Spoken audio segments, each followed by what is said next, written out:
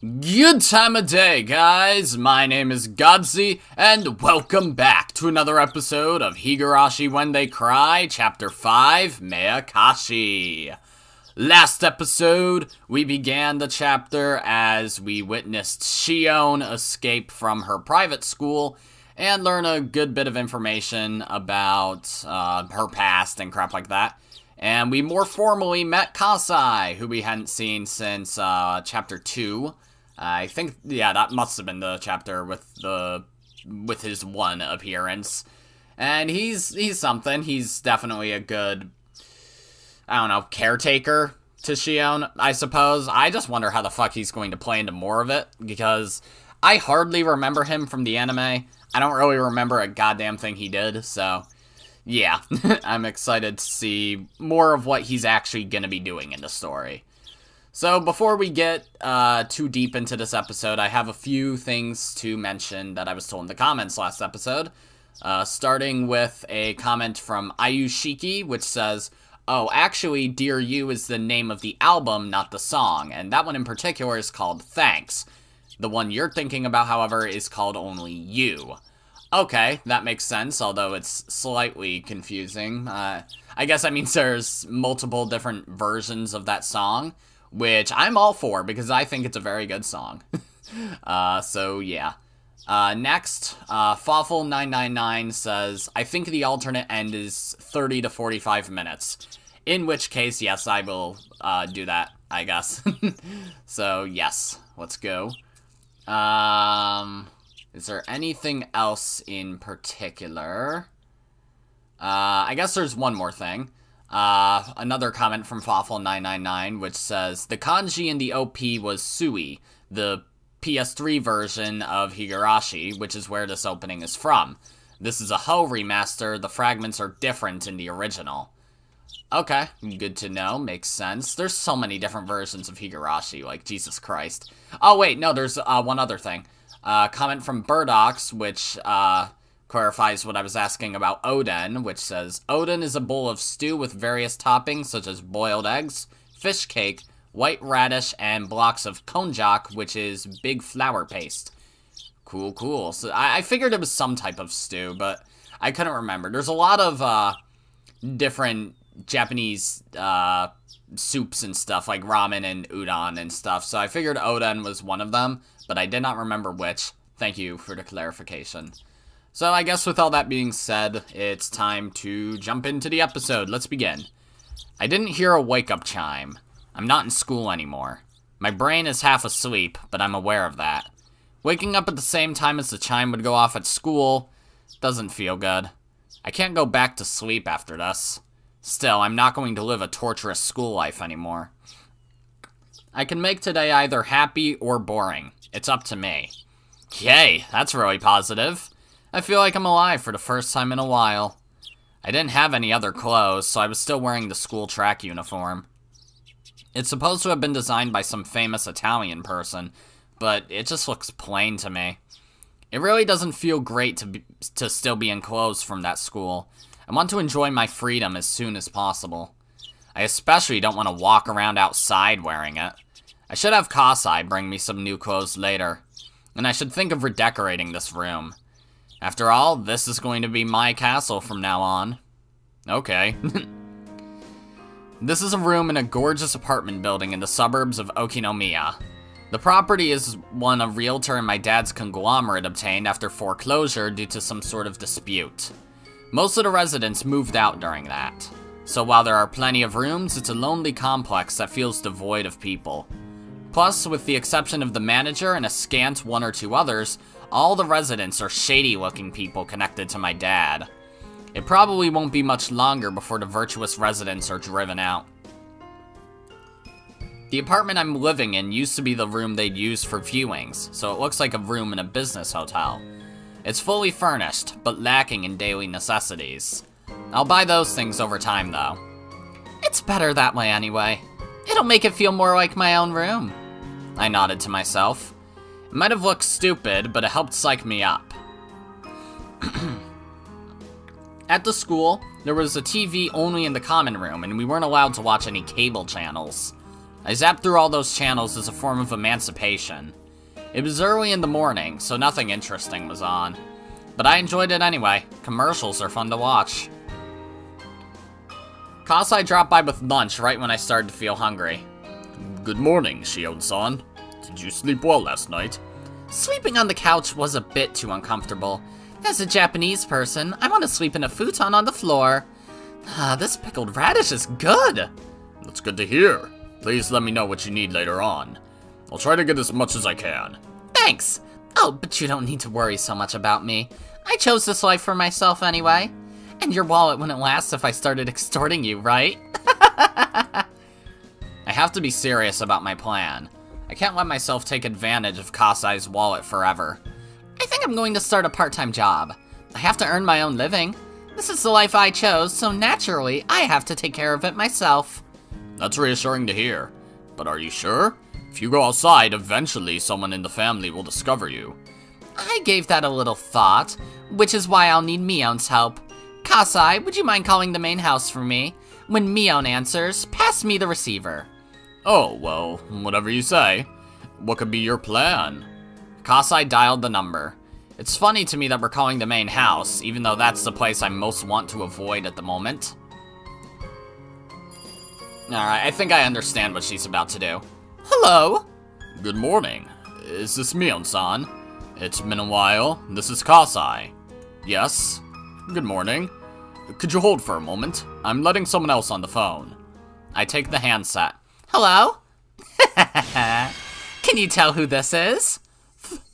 That voice! But that can't be true! Shion's dorm doesn't allow private calls! You can't be her! Yeah, they forbid outside calls at the academy. But you're talking to me right now. Even my dim-witted older sister should understand what that means. Did you sneak out of the school? How? That's not important. I really missed you, sis. Shion! That was as far as I could take it, and Mion had hit her limit too.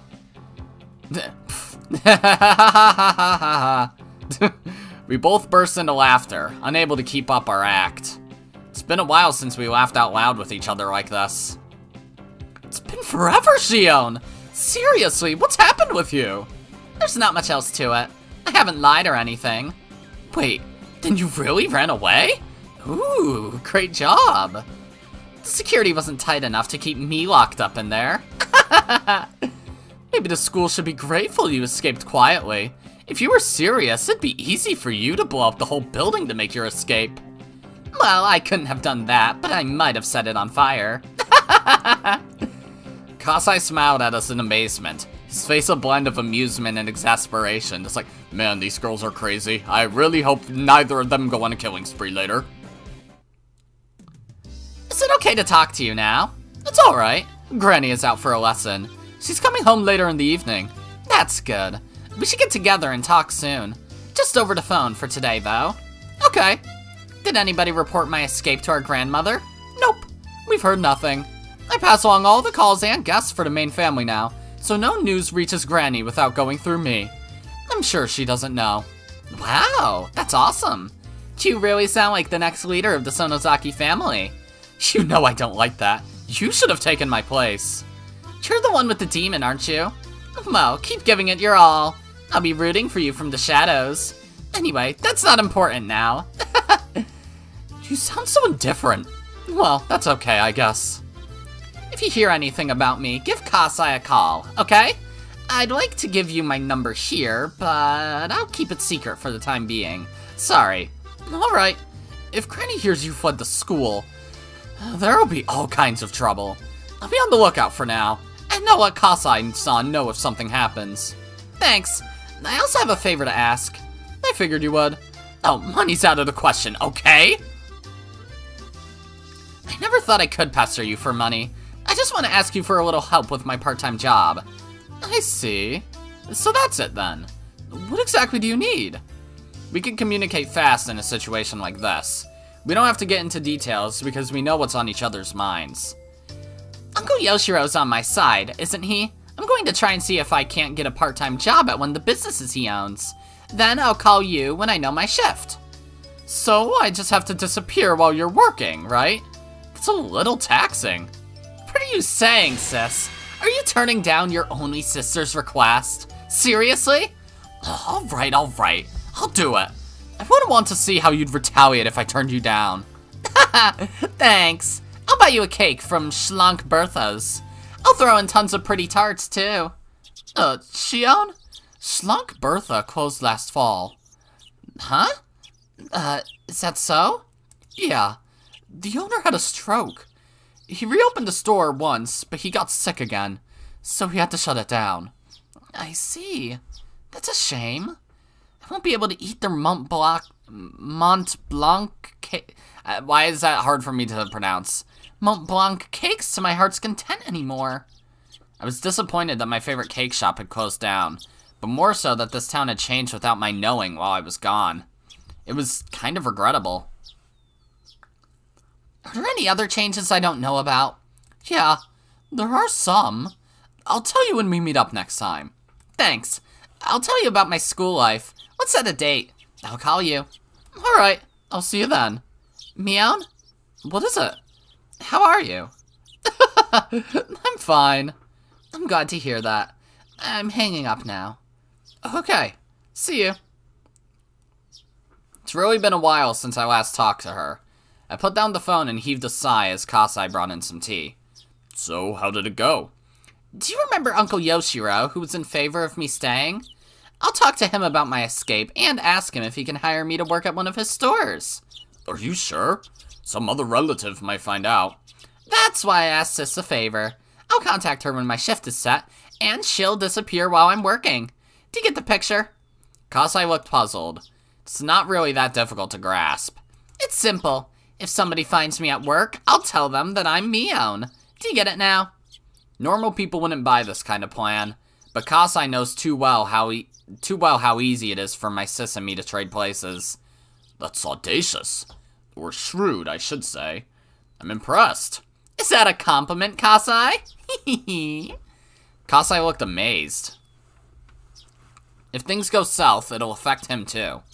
Considering the rules of my dad's profession, he won't be able to get away with just a mere apology. That's why he doesn't want me to do anything too risky. I think I have to make it up to him, since he helped me escape even knowing that risk.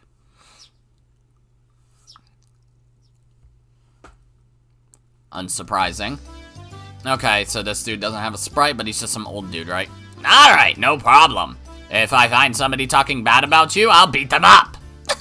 Thank you so much. I knew I could rely on you, Uncle Yoshiro. Uncle Yoshiro pounded his chest with his fist after offering me his assurance. He seemed glad that I turned to him first. I'd be happy to help, since I'm so impressed that you're trying to support yourself. If you were here for money, I'd turn you into your grandmother right away. What? You're scaring me, Uncle. I knew he was reliable. He understood my situation straight away and promised to help. Manager, here's the shift chart. I'll put it here. One of the store clerks brought out a work schedule. There are many things I'm unfamiliar with written on it. So, how much can you work? That depends on our respective schedules. I hope I can get in when I want to. Hey, that sounds a little irresponsible, but I know you're in a difficult situation. I'm depending on Mion for my work. Our schedules have to match. Of course, Uncle Yoshiro understood that, but I also knew he couldn't afford a selfish part-timer who only works when she wants to. In the end, he decided to hire me as an office helper, not an official worker. As a temp, I wouldn't have a work schedule. My uncle also decided to pay me out of his own pocket. It's fine as long as I can make enough to support myself. Sure.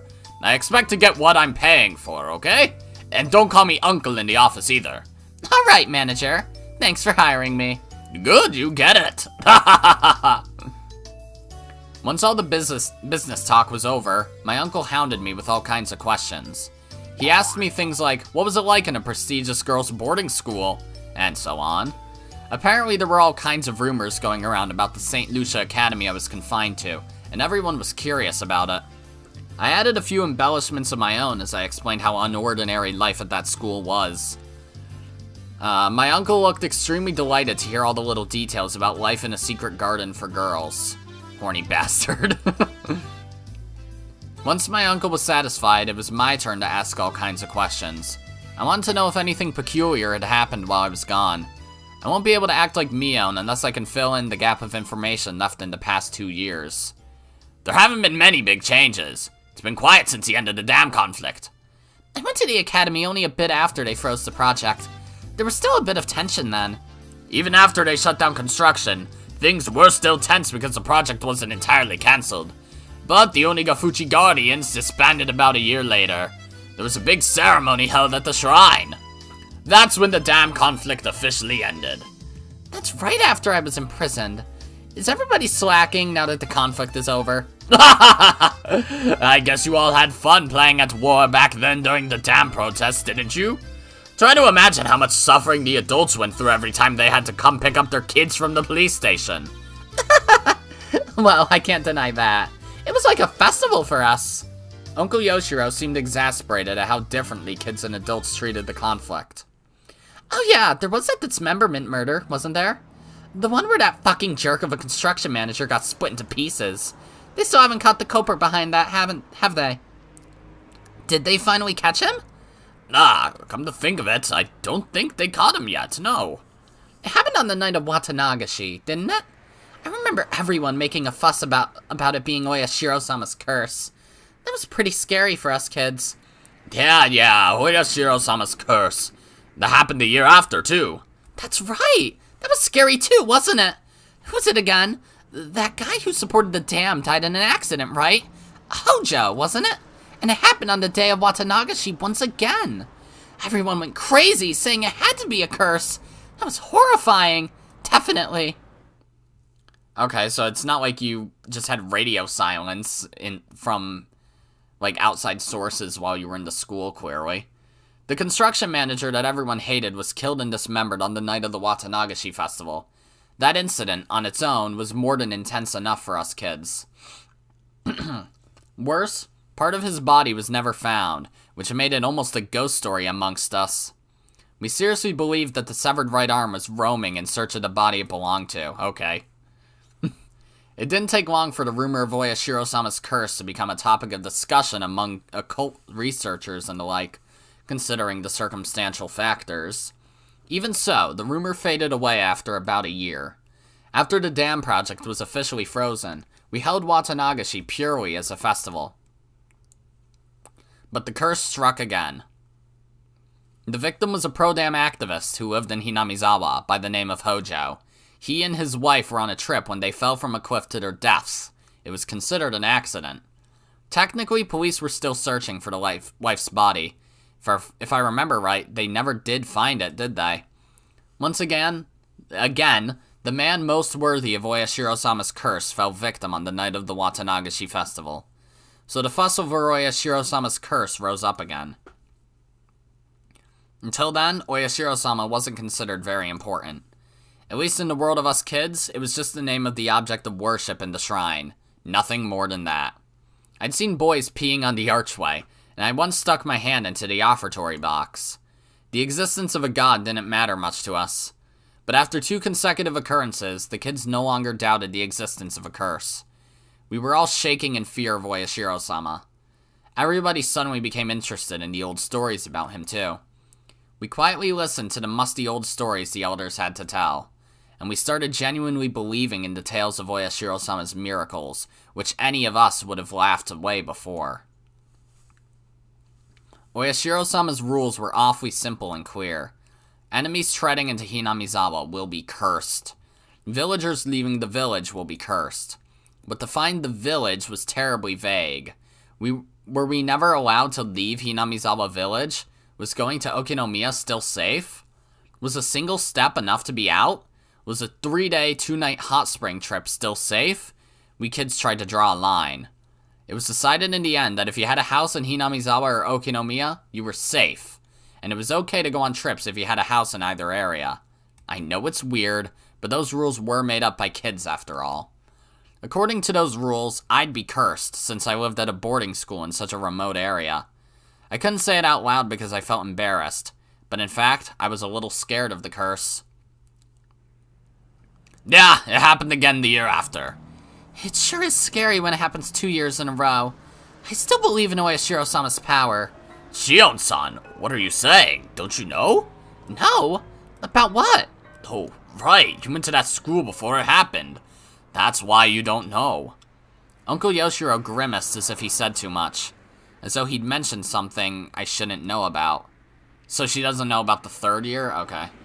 What is it? You can't leave me hanging like that. Well, I think you're mature enough now. Hey, if you think my body looks underdeveloped, you should see an eye doctor. Either that or you're a pedo. Okay. I'll talk. It happened again the year after that. What happened? What are you talking about? Tick. When I was very little, I always had this tick before I heard something bad. It was like a gnome who lived inside me was giving me a warning. Like he was poking me with a small needle. When I felt this tick before my parents called me, they'd always either chide me or tell me something bad. So I used to run away when I felt it. But my senses seemed to have grown dull over the years. Even though my gnome poked at me, I just sat there. The year after the death of the Hojos, it happened again. Last year, in other words. Did it happen on the day of Watanagashi? Again? 3 years in a row? That's right. You know there's a shrine in Hinamizawa, the Furude Shrine. The priest suddenly died on the night of the festival. They said that the cause of death was an unknown illness. And the same night, his wife threw herself into the swamp. There was a big uproar. The mayor even had to hold an emergency meeting. Burn! Fucking, that's a dumb joke, but whatever. That's a very abrupt way to end one of these chapters, too. Oh, Mion. I don't think the bit about the illness is true, but his death was very sudden. The priest was busy preparing for the festival, and he'd gotten sick around that time, so I guess he died of a heart attack or something. But it's just crazy that somebody died on the day of Watanagashi again! It's the 3rd time in a row! It's unbelievable that so many people have died on the exact same day! The coroner didn't find anything unusual about the cause of death, so nobody suspected that anything was wrong. But you're right that the whole situation is abnormal. Only the people who were likely to be cursed died on the day of the festival. There must be something behind this.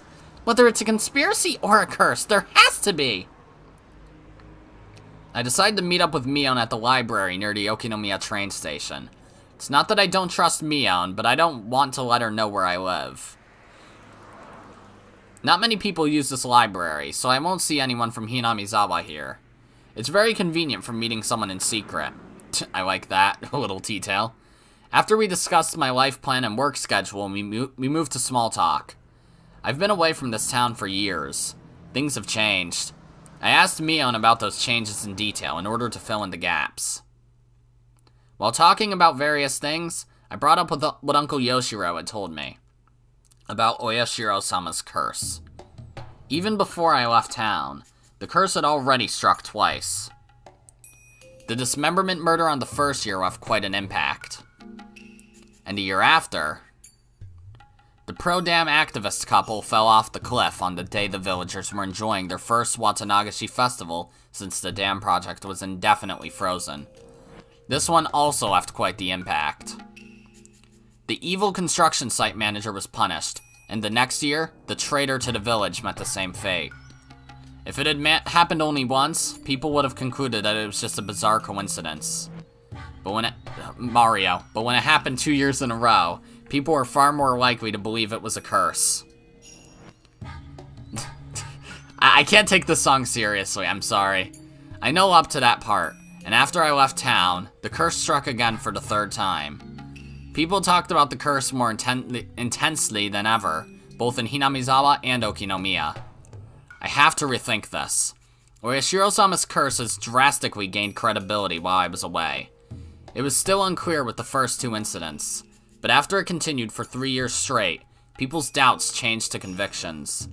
Even though the priest who died on the 3rd year wasn't an enemy of the villagers, the fact that people in Hinamizawa didn't care for him much added even more credibility to the idea. Wasn't the priest hated by a few? Especially by the committee members? Yeah, They criticized him for being a fence-sitter. Toward the end of the dam conflict, the protesters were all taking aggressive stances, so they didn't like how soft he was being.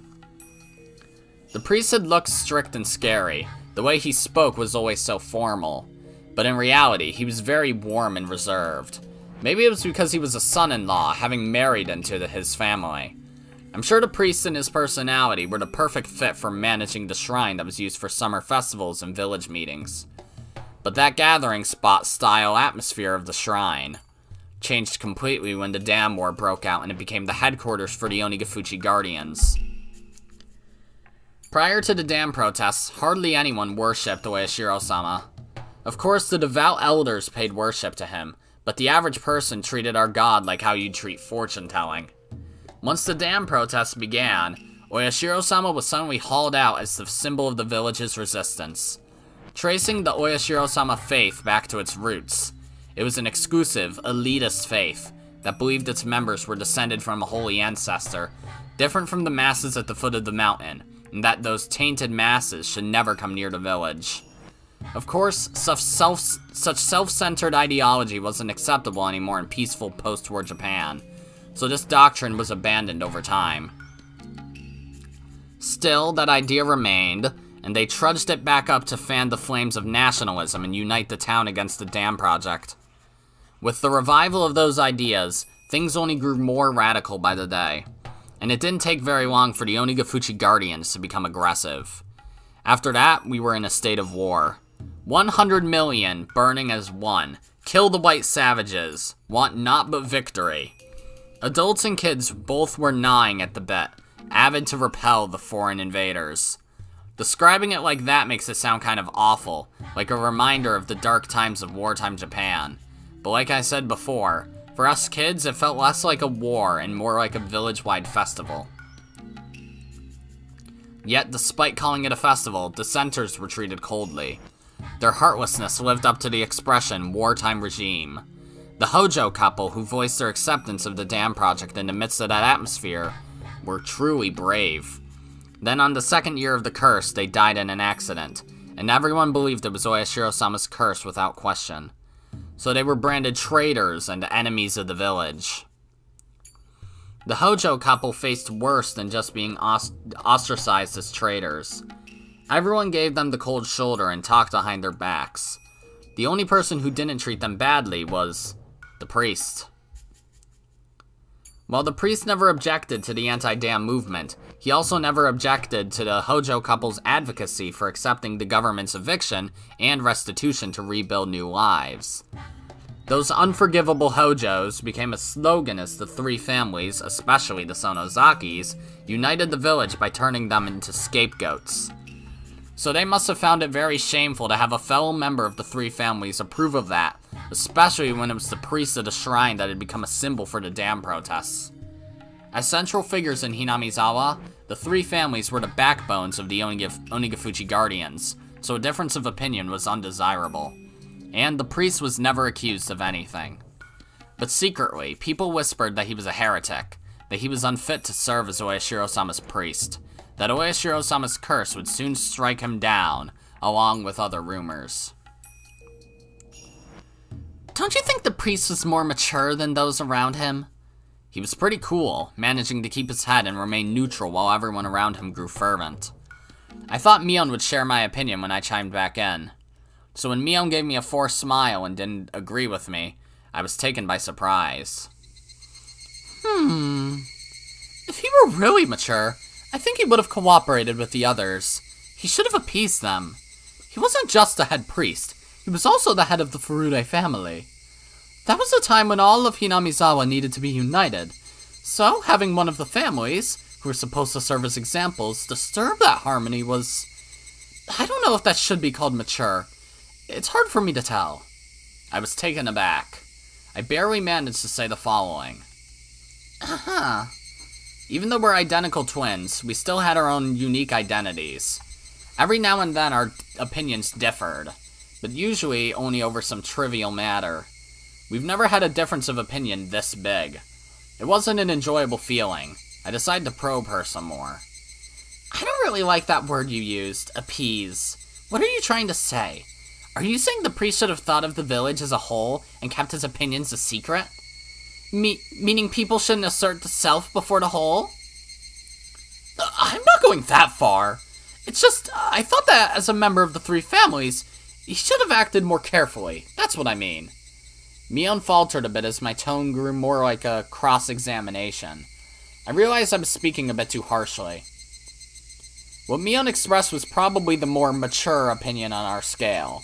When everyone needs to work together to stand up to a vast enemy like the government, people should refrain from actions that would destabilize that alliance. Writing it out and reading it now, I can understand that. But I wasn't mature enough to agree to such a totalitarian idea. Or maybe it wasn't me at all. It was Mion who had made that mature judgment. We've been separated for over a year. I've been away from the town. In the meantime, Mion has been training to take over the headship of the Sonozaki family. So hold on. Were you only into school for like a year and a half or something? Because you didn't know about the third year of the curse because you were into school. But you knew about the second, which means like, what, fall of 1980? Yeah. Or sometime after June 1980-ish. You went to the school, and now you're back in June 1983. Or is it June? It's not 1983 either, it's 1982. I don't know. I think I already read this line. She'd been treated as such even before I was confined to that institution. She sat next to the hag in ceremonies and in meetings. She took her place when the hag was absent. But that was just it. We were never that different. Mion has become very like a successor since I've been gone. Uh-huh. You sound like a grown-up now. She seemed to get what I was implying. Am I thinking like Granny now? That's good, you're the successor. You shouldn't think like the rest. You've definitely learned the art of ruling. I never learned anything like that. I'm just trying to act like her. You can do it easily, too. I don't want to. It's your role. Well, don't try too hard or you'll tire yourself out. I didn't mean to be cold, but Mion seemed to take it that way. She smiled as if trying to pacify me. I smiled gently back at her. Sis? I mean, Mion. What? What is it? Our separation has always been tough. Our names, the places where we live, and our bodies. Mion looked down with a serious face, but then looked right back up. Maybe you think I'm jealous of that, but I'm not. We used to have some disagreements, but they were always small and forgettable. You don't have to feel sorry for anything. Up until birth, we were perfectly equal. Right after birth, we were separated by the grown-ups' priorities. I used to get mad about it when I was little. There's no denying that. But we don't have to start a disagreement over it. Mion seems to understand what I'm trying to say. We each have our own characteristics, even though we're identical twins. Only we know the differences. We're also dependent on each other because of them. Mion seems more dependent. She always worries about me. If somebody gave her a cookie, she'd divide it in two and give one half to me. If somebody gave her a candy, she'd wait until I said it was okay to eat it. On the contrary, I'm cold. I don't care about others if I'm satisfied. I'd put the candy in my mouth right away. I have to emphasize that I don't hate her, and I'm well aware that she loves me. We both know that. Mion must have been hesitating to put the candy of the successor in her mouth and was waiting to see if I was okay with that. Do your best, Mion. I'll do my best as Shion, too. I tapped her forehead with my fist lightly. Mion put her forehead against my fist as if trying to feel the warmth. She's Mion, and I'm Shion. She's the successor of the Sonozaki family, and I'm just a vagabond. This isn't a distinction, but rather our individuality. We shouldn't worry too much about the other anymore. We should feel relaxed, living as who we are, with our own characteristics. I didn't have to say any of that out loud. We can communicate by touch, just like this. Okay. Thanks, Shion. No worries, Mion. Let's talk to each other whenever we want to, like we've always been. That'll never change, okay? Okay. Okay. Mion kept nodding, with her forehead against my fist.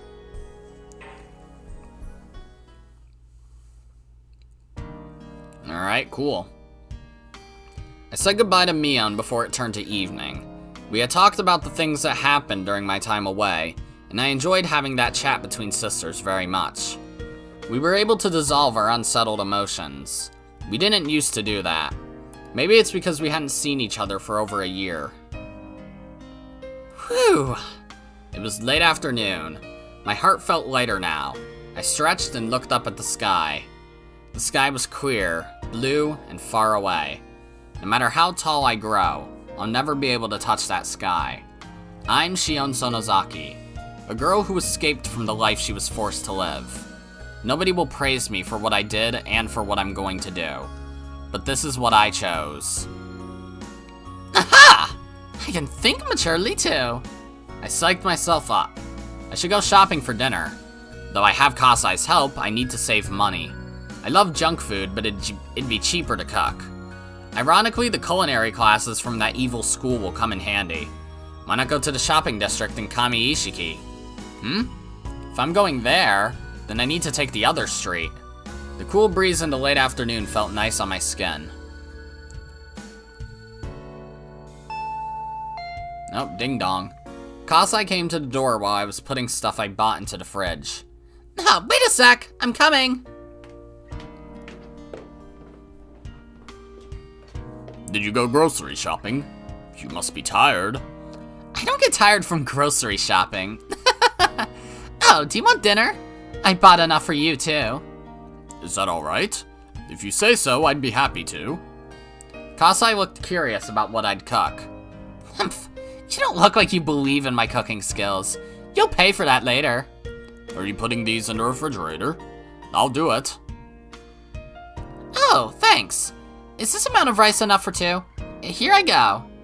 Kasai skillfully packed food in the fridge while glancing at each item in turn. He noticed something. Shion-san, do you still hate canned food? I hadn't bought any. That was, of course, on purpose. It must be hard to avoid it. I know it's illogical. Maybe I could eat it if somebody forced me to. No, on second thought, I definitely couldn't. I feel really sorry. I know I was out of line then. Please forget about that story. Ah, shut up! Men shouldn't hang around in the kitchen. Go watch TV or something. Kasai chuckled and left. I know this sounds stupid, but I hate canned food. If somebody told me there was canned food in a meal I just ate, I'd throw up. It started with a silly thing. Kasai told me a horror story when I was little. Oh, this is what... Really? It's because of a fucking ghost story? You know, one of those urban legends. About meat made from an unknown source. Like those rumors about how there's worm meat mixed into burger patties or dog meat in beef bowls. Kasai had fun telling me one of those stories because of how scared I got. He had fun, but I obviously didn't. I even started to cry in the canned food section of a supermarket. That's how much I hated it. Christ. I don't freak out like that anymore, but I still don't like canned food. Since I don't like it, I don't force myself, and I now live my life naturally avoiding canned food. I mean, I guess I get it. One of the big differences between us twins is that Mion doesn't have this issue. Kasai feels responsible for this, but he can't rid me of that fear. Still, a flaw like this is actually a good thing, otherwise I'd be too perfect. Yeah, sure. Kasai, set the table, would you? It smells good. Thank you for doing this. If this isn't enough food, you can go to a beef bowl place later or something. And don't turn off the TV. I hate having dinner in silence. Thank you for the meal. So, what is it, Kasai? You came here for something, didn't you? I handed him a cup of tea and the music shut off. I could wait until dinner was over, but I wanted to get to the point quick. I thought I should wait until we finished, but would you mind if I talked while eating? It's been bugging me since you got here. It'd be much easier for me to eat if you started talking now. We received a phone call from the school today. Today? That's late. Sounds like they didn't want to make it public. So, what happened? Akane-san took the call. She said she was going to tell your father when the time is right. Akane-san is my mom. That's what Kasai calls her, and he's known her since before her marriage. So, what did she say? I was lucky she answered the phone, since she's relatively on my side. Other than calling you a brat, she didn't seem surprised by this outcome. I see. So, she hasn't told Dad yet? She's probably waiting for the right moment. I think she's going to in a couple of days. Dad is on Grandma's side, so he'll definitely talk to her if he hears about it. Then she'll have her men bring me to her, and depending on my explanation, make me offer a finger or two. Scary! I wish you could laugh it off, but please remember you're not the only one who... Ouch! You're eating too fast. I cooked too much rice and miso soup, so you'll have to take another round. At least 3 helpings, alright? A few days later, Mion told me that the hag had heard about my escape. Oh, great. So? How did she take it? She was furious. She said that if you were in Okinomiya, she'd get you right away. Scary. And? Is Dad doing anything? They'll hold a family council soon to see if any of the family members are hiding you. Doesn't look like she'll have the greenhorns search for you all over town, though. Holding a family council means that things will remain in the hag's hands alone. She won't search the town for me. It's like she's unofficially approving my presence. Of course, I'll get caught immediately if they find me in a large public place. Seems like Mom did a lot to help me. I can tell she's being supportive. It's a long story, but my mom is sort of an outlaw, even though she's of the Sonozaki bloodline. A long time ago, she had a huge fight with the hag because she hated the family rules and traditions. She was even excommunicated. My mom was supposed to be the successor, but she was deprived of the title and Sis took her place instead. I see, I've always been a little bit confused about that, so woohoo, time to get info. While she's quiet now, Mom's still an outlaw. She's always been on my side, because I also hate rules and traditions. Dad was flaring up at first, but Mom pacified him. He can't win against her, after all. Okay, thanks. Let me know if something comes up. If things really go bad, I'm ready to leave town. I can't let Kasai, Uncle Yoshiro, or Mom lose face. Sis, I know what you're thinking. You're asking yourself why only I have to go through this, even though we're twins, aren't you? Mion was silent. That meant yes. It isn't fair that only you have to live like this. It's absolutely not. Thanks. I appreciate your feelings. Tell me when you want to go out. I'll arrange my plans so that I can trade places with you. She sounded apologetic. I shouldn't go quiet or agree with her. She sticks to things a little too much. When she goes down, she'll stay there for a while. So I just told her simply, thanks. It's really nice of you. Okay, I'm hanging up now. Talk to you later. Alrighty. Very cool, very cool. So I'm guessing then this is all probably gonna end with them reluctantly being like, okay, fine, Shion, you get to exist outside of the school. New tip. And then we'll go to 1983 and shit'll happen. Achievement unlocked. Hello, sister. Woohoo. A smudged diary. Alright. Oh, Satsuko was crying while hiding behind my back. She's been crying while clinging onto me, so my back was wet with her tears and snot. Okay, so we're in Satoshi's perspective, I see. My aunt had been screaming hysterically, but she looked tired now. I suddenly realized that it was already past 1 in the morning. She vomited out a series of screams one last time, then finally called it quits. Satsuko seemed exhausted. She was looking down in a state of shock. Even after my aunt walked away, she didn't realize she had been freed. So I stroked her head and told her.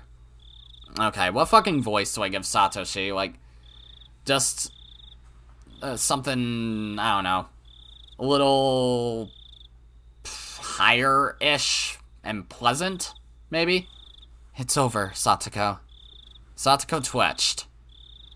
Her eyes grew bright again and tears rolled down her cheeks. She looked up at my face.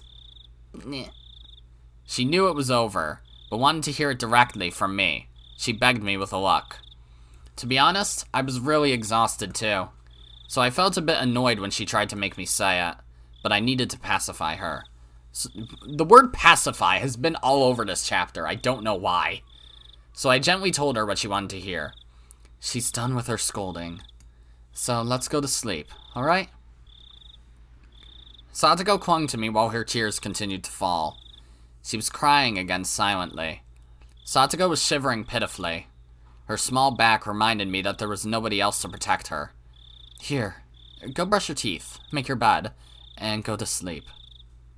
Satoko smiled faintly and nodded. I felt dizzy. As I was released from the strain, a harsh drowsiness fell upon me. While Satoko was washing her face, I went to the toilet. I zoned out while watching my pee. Alright. Whatever, dude. In my dizziness, I almost missed the shot. Alright. I felt like I was being sucked into the toilet. I couldn't even remember what caused it. Why did my aunt start screaming today? I forgot that was a tip. Alright. Continue. Bwomp. It's a very quiet afternoon, as always. Since I can't go outside as myself, I have to match schedules with Mion when I go shopping. I've gotten used to it by now, so it's no longer a hassle. Because of this, I naturally have to buy things in bulk.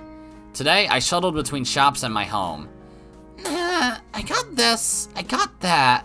Oh wait, isn't it a 100 yen sale day today? I forgot this. Being in a good mood, I spun around with my arms spread out. I felt like a little whirlwind. Okay. My arm hit a motorcycle parked on the sidewalk. Okay. It obviously wasn't where it was supposed to be. Ow! What the? Who parked this motorcycle here? I gave it a kick with no hesitation. There were 3 motorcycles lined up there in a row. Oh, great. They all fell like dominoes. It was a beautiful sight. This is fun, I thought. Being in such a good mood made me leave my guard down. I didn't realize that the owners of the motorcycles were right nearby. They looked pretty scary. They grabbed me by the neck and dragged me into a dark alley. Then they called me all kinds of names. Everything was happening too quickly for me to grasp what was going on. Oh, great. Oh, God. The fuck are you, bitch? What do you think you're doing? Huh? Who can bash your head in, bitch? Ah! I'm gonna pay for what you did. Whoa. They can't really talk properly. I didn't have a clue what they were saying. I had to translate their alien tongue into normal human words in order to understand. We are very upset because you knocked down our motorcycles. You should immediately pay for the repair and compensation. You are so smug, Shion. What the fuck? Yeah, that was probably it. That's our offer. What do you say? We'd be happy to listen to your opinion. Something like that. Huh? What did it done? Ah, sorry. I don't think I can continue interpreting. Huh? What you saying? I know what they're trying to say, but somebody has to warn them about the way they park their motorcycles. It wouldn't be fair to those who obey the rules if there were no punishment for those who disobey them. This is an accident, but it must also be God's will. But God, you can use me to punish these guys, but how will you compensate me later? I heaved a huge sigh.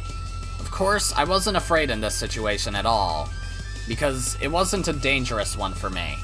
These 3 guys were yelling at the top of their lungs at a girl. They didn't look good doing it, and they had too many disadvantages. First, there was the differences in gender and in the number of people. Even if I did something wrong, as men shouting at a woman, it didn't make them look like they were in the right. Added to that, there were 3 of them. It already looked like it was going to get violent. Second, the location. Taking a girl into a dark, narrow alleyway is already a bad idea, and on top of that, they're asking for money, not just an apology. Thanks to these facts, the public will be on my side. So this was a fight they couldn't possibly win. The only way for them to win would be to take my money before somebody finds out. Considering that, taking me to this narrow, secluded alleyway might have been a smart move, since fewer people will find out about this situation. Huh? You listening or not? I knew how slim their chances of winning were. From the very beginning, they had picked the wrong girl. I'm Shion Sonozaki now. It'd be foolish to mug her in Okinomiya. Soon enough, the people of Hinamizawa would notice me and gather round. They don't spare mercy for their enemies, no matter what. The punks didn't know this area well. If they did, they'd have known how silly it was to rob Mion. Plus, the alleyway isn't always as empty as they assumed. This side street is a shortcut which people frequently use on their way home. In the late afternoon, many people will be passing through here. That time had almost arrived. If I held off a little longer, the street would soon be filled with people. Then the punks would have to go away.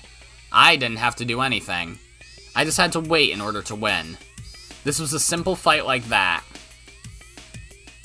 While they could hurl abusive language at me or lift me up by my collar, they weren't actually going to resort to violence. Cheers to the educational system for ingraining the ladies first mindset. But as a wicked person, I wanted to toy with them a bit, even though I could win just by waiting. I wanted to paint them as even more villainous, and drive them into a corner that would be even harder to talk their way out of. That demonic desire was rearing its horns. To put it plainly, I'd only need to act as the poor, helpless victim a little further. Like the pathetic, pitiful, tragic heroine everyone wants to sympathize with. In a case like this, I shouldn't start crying immediately, because they'd get nervous and draw back.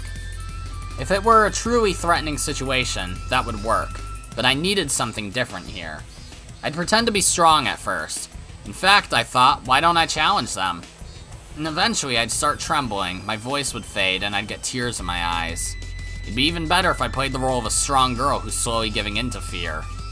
Mion and I are probably the only ones who are capable of pulling that kind of stunt off. Well, I'm probably better than her. Why don't you let me go now? I already apologized. I talked back with a little hesitation. Am I getting tears yet? Yes! By the way, I've heard men can't shed tears on command. I feel sorry for them. The three punks faltered a bit due to my sudden change in attitude, but they soon started yelling at me again. I had to keep it going. That way they'd blatantly look like they were picking on a helpless girl. Please, forgive me. What you doing? What's with this girl, huh? I don't know. Maybe you should have apologized like that from the start.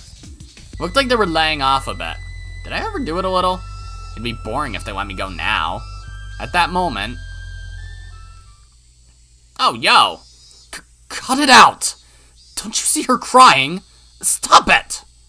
A boy around my age appeared. He was skinny. He looked weak. He looked younger than he probably was. He also looked smart. He bravely glared at the punks. What the hell? Who the fuck are ye? Back the fuck off! Ah! I can't voice these guys properly at all. The punks turned away from me to face the boy instead. The boy looked a bit agitated when the punks started yelling at him. They sure were ruthless, but the boy must have known that from the beginning. He must have known that he was going into a dangerous situation, yet he didn't hesitate. Oh, jeez. Fucking say something! Why don't you answer us? He must have wanted to shout back at them, but he'd probably never used that kind of language in his life, so he couldn't have expressed his feelings out loud. He might have not even known what to say, so he just kept on glaring at them, to let them know that he wasn't going anywhere. The three punks, though, might have thought he was just lost for words in his fear, but I knew different. The boy was overpowering them with nothing but his will. The punks were losing, so they resorted to violence. They grabbed him and knocked him down. They hit, kicked, and tossed him around. It looked painful, but I knew. It was his victory.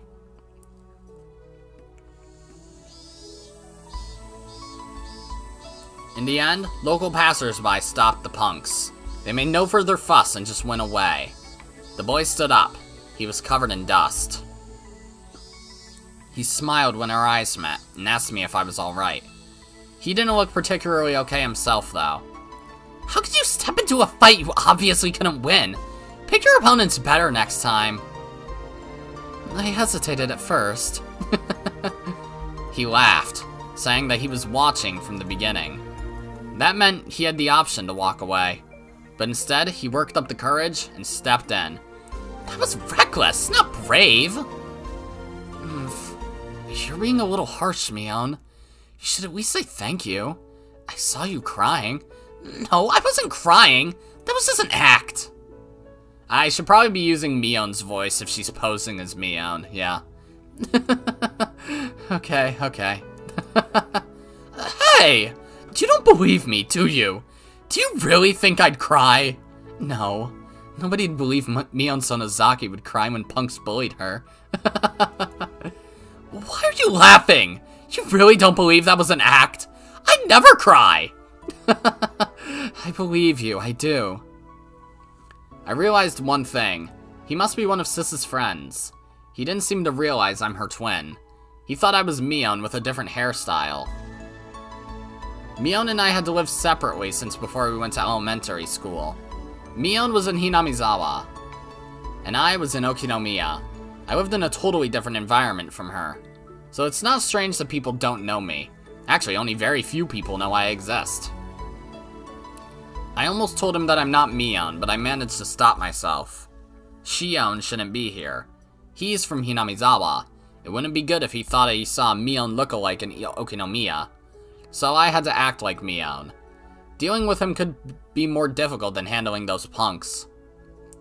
Well, I was just relieved because you seem to have a girly side after all. You sound hostile. What exactly do you mean by that? I thought you'd kick those guys' butts with some crazy martial arts. So I was really surprised when you just started crying. Hey! Like I said, I was acting! Weren't you listening at all? He gently put his hand on top of my head and stroked it as if stroking a kitten. I could remember somebody doing that to me when I was little, but it had been quite a while since somebody stroked my head. I didn't know what to do. Why did it make me so embarrassed? My face reddened all at once. I couldn't say anything. Hey! Are you making fun of me? I stuttered in embarrassment. He looked calm, as if he was used to doing this. Whatever. Aren't you glad, though? Glad? What do you mean? Well, you didn't get hurt. He smiled while he kept stroking my head. His smile looked divine. He wasn't going to stay for long. He'd already saved me from those guys, after all. Well, I need to be going, so I should head off now. Okay. I wanted to go through all the steps of meeting someone for the first time, but he didn't. As far as he was concerned, he just saved a friend from danger, and wanted to leave quickly to avoid seeming pretentious. He and Mion must be friends who knew each other well, so I couldn't bring myself to ask, "What's your name?" Mion's friend smiled once again. His smile looked as refreshing as a clear blue sky. This time, he smiled a bit mischievously. Don't worry, I won't tell anybody you were crying. Well, nobody would believe it if I told them anyway. Nobody would ever believe that our invincible class president cried. He patted the dust off his butt once again. He walked back to the sunny main road, away from the dark alley. Then he turned around. See you. In school tomorrow, I mean. Yeah, see you in school. He disappeared into the brightly lit street. I continued to sit in the gloomy alleyway. I could no longer see him. I was just staring absent-mindedly at the bright light. That was the first time I met Satoshi-kun. And it was love at first sight. Nope, I'm not even allowed to walk freely under the sun. I met a boy on a sunny day. How come a perverse girl like me fell in love with his innocence? Notebook page 5. Okay. Alright, well, I think this is probably a pretty decent stopping point. That doesn't seem to be the end of a particular chapter, and we're not nearly at an hour, but I think we're close enough, and we got through quite a bit of content, I feel. So, that's gonna be it for this episode, guys. I'm still enjoying this a lot, too. This chapter's definitely got a very strong beginning. But anyways, if you liked this video, then be sure to press the like button, and if you didn't like it, then fuck you too. Remember to subscribe, follow me on Twitter, and hit that notification bell to stay up to date on all my videos and stuff. And as always, my name is Godzi, and I will see you all next time. Goodbye!